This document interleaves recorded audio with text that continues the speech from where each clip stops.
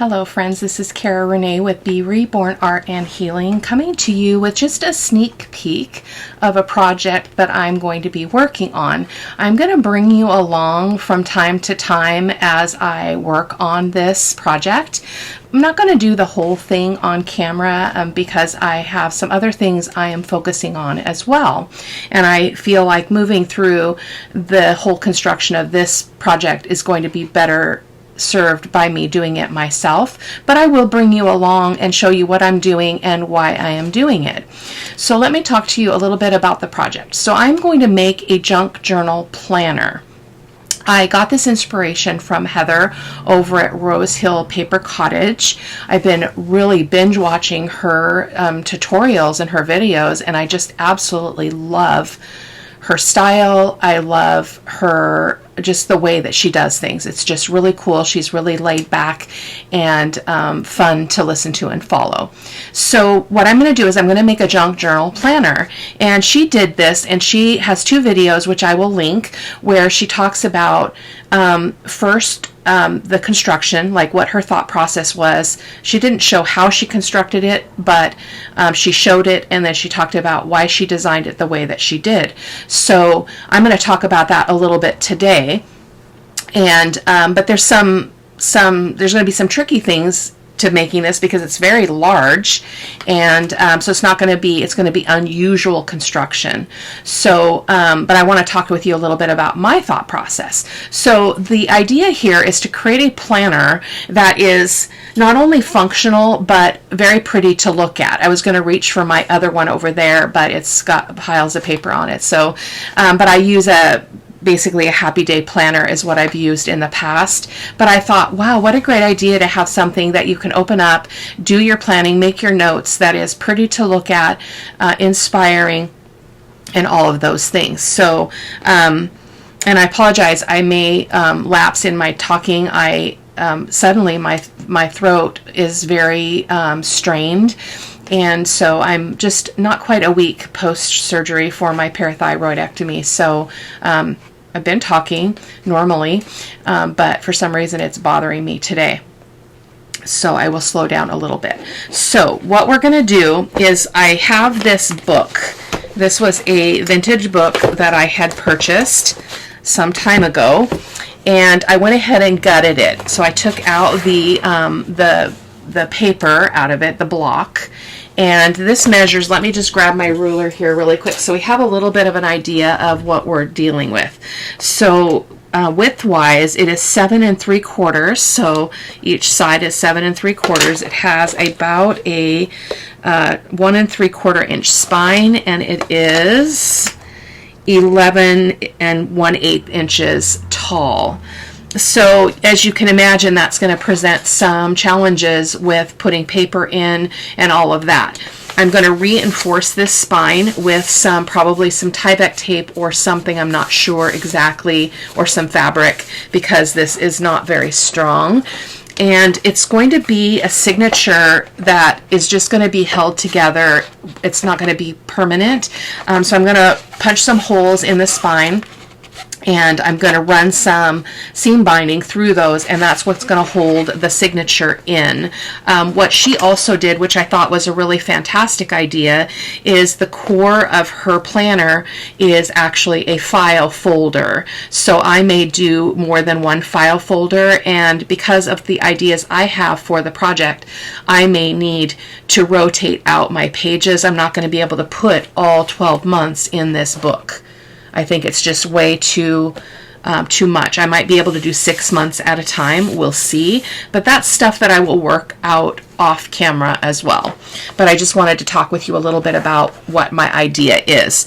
And so what Heather did is she actually covered her book, her framework here, with her fabric, and then she used her punch to put holes in, so here and here. And then ran her seam binding, or sorry silk, I can't remember what she actually used. And then she covered the inside with beautiful papers, vintage papers, things that just really were pleasing for her to look at, and that's what I'm aiming for too. She also put a pocket in the front which I'm going to follow. I'm going to follow her pretty much. Now she's a and this is not meant as a slam at all, Heather, because I love her style. It's loose, it's unencumbered, it is free, it is embracing imperfection, it is embracing kind of scruffiness and grunginess, and I really like that idea. I don't tend to go that direction, so mine might be a little bit different than hers. But what she had to do, again, because of the height of the journal as well as the width of it, you have to kind of like we did with our tabbed envelope journal, we're going to have to attach papers with some kind of fabric tape or fabric or paper or something and kind of hinge them, because typically you would take a piece of paper. Let me see if I can find something here easy to grab. Hold on a second. So in my example, let's say this is a journal page. This is an 8.5 by 11, so if I folded this in half, which is a bad print actually, I folded that in half, height-wise it's not going to be terrible, right? But it's not going to really extend out much. So some of our pages are probably going to be more like this and hinged or taped together in some way to make bigger pages. So that's kind of the thinking that I have there. So what she did in hers, she put a pocket on the front and she just stuck like random pieces of paper that she could just grab out and make notes on. And I'm constantly using Post-it notes, so I probably will continue to use Post-it notes and just kind of use the bases here to just kind of stick them on. But I'm also want to utilize some just free-floating papers that are vintagey, that are that just kind of make my heart feel all warm and good. So that's what I'm thinking there. So that's the cover, and then this is the fabric. I didn't go out and buy any fabric. I love anything French, Paris themed. I had this for another project. I didn't use it, and I thought this would be absolutely perfect to cover my book. So I have that, and then I've got this one as well as a complementary fabric. They almost look like they go together, but they don't. So that's what we're going to use to cover the book. And then I printed a bunch of pages. Let me set that aside for a second. I printed a bunch of pages from not only Ruby and Pearl XO, but also from Chapter 1 papers, and I think that's pretty much it. Most of them are from Ruby and Pearl, I will tell you. So these are the extra papers that will go in some form or fashion to create just some beauty like that, and then some open space on the back to make notes on or to jot down ideas or whatever. I think I like the idea of doing this and having this be a planner that goes year to year for me, just as Heather did, but I think I would completely gut it, take all the papers out in the inside, and choose papers each year that inspire me at that time, because I'm not always inspired by this style. Sometimes I want something a little bit different. So that's just kind of where I'm going right now. So these are all printed on a linen paper. I don't know if you guys can see that texture. And I chose this because just to touch it is just really, it's just really peaceful. I don't know if that makes sense. Probably to all my fellow paper crafters it does, but I like the feel of it. I like the texture. I like the look of it. And so that's why I chose to print on that paper. So that's our start there for decorative papers for the inside. Now these are all from Ruby and Pearl XO, and they are her calendar kits. So I printed one. I need to print on the back of these as well. I need to do that before I get started. But she has this like ledger page for every month of the year. So this is January and February, March, April, etc. So I love that element of bringing in the French language into this planner. I have connection to all things Paris and French for my own personal reasons. And so I am embracing that as I've moved through my healing process. I am embracing that, and I absolutely love it. So I'm going to be using those. I do need to print on the back as well. I might coffee dye these. I'm not sure. I'm going to be doing some coffee dyeing in the next video for another project I'll be talking with you about. But I'll probably just print on those. I'm not sure. The other thing that I have is this is, I love this color because I feel like it really brings out that tone in the cover. So this is also from Ruby and Pearl. I printed 12 of these because there are 12 months in the year, and I'm not sure exactly where I will put them, but we'll see as I move along. And again, I will turn the camera on from time to time just so you can see kind of what I'm doing in the project. This is another thing that I really loved. These are more vintage papers that have the months of the year on the top there, and I just think they're great for making notes. So I'm going to be utilizing those also in this journal, this planner actually. And this is a page of quotes and stuff, and Heather talked about why she was putting quotes in her planner, her junk journal planner. I am a quote junkie. I love quotes, love them. And so I thought, yes, definitely I want to splatter these out throughout the planner to just continue to inspire me on a daily basis. But I thought, why not make a junk journal planner? Like, we make junk journals all the time, but wow, a planner. I am so stoked to do this process, you guys. I'm so stoked. So I'm going to need to probably print that again. It looks like I had a bad print on the other side. Well, those are probably going to be cut out, so it's not going to really matter. But that is that. And then these are the actual calendar pages. Now, in regular size, they were too big to fit in the cover, because what I'm going to do, and I am copying Heather a bit on this for this first year for me, and I do realize I'm not starting at the beginning of the year. It does not matter. Whenever I get this finished, that's the month I will start in. Like if it's the middle of September, I will start using it in October, and I'll put all the pages in that order from October through September. But what I had to do in order to get them to fit, because I'm going to basically obviously trim off those edges, I did print on the back, so this is also a great place to put some notes, some ideas, and things like that within the planner. These are going to go in the back of the planner, and they're going to be clipped on, and that's similar to what Heather did with hers. So that's what I decided to do, but I did have to shrink them down to 90% in order for them to fit in this cover.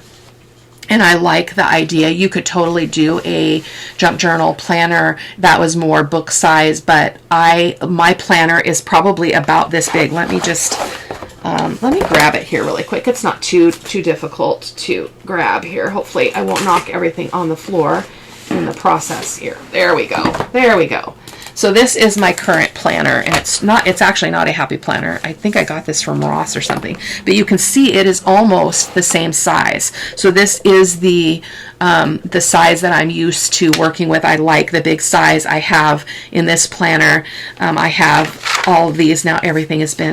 My life has been interrupted by grief and surgery and other joyful things, but but you can see I will make a plan for when I'm going to do my videos. I make a note of what the video is called.